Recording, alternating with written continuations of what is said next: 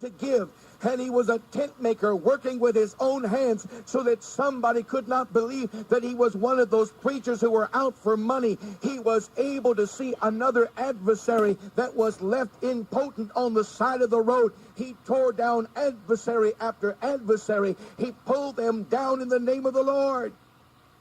He walked into Corinth and he saw some said, I am of Paul and I am of Apollos. I am of Cephas, and others said, I don't trust anybody, I trust only Jesus. And Paul took the party spirit that was there, and he said, listen, we're going to go through the door, and we're going to see the church grow and prosper. We're going to see the saints go victorious into glory, and we're going to cause an end to this adversary right now. We're going to bring him to naught. It's not Paul or Apollos or Cephas. It is God working in all of us that his glory might be seen in the earth.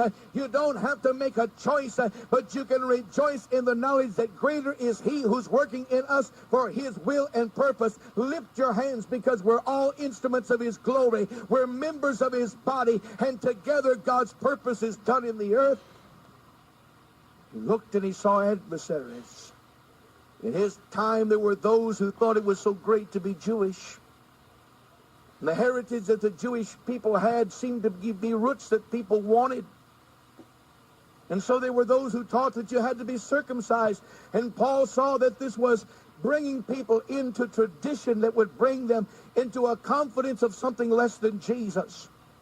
And Paul saw this adversary.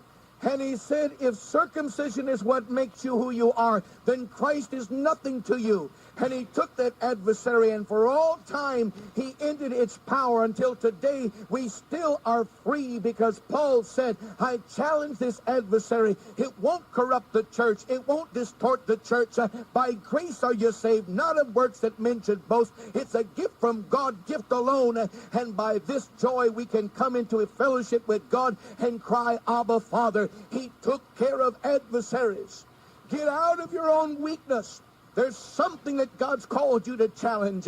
There's some power that God has given you the power to pull down.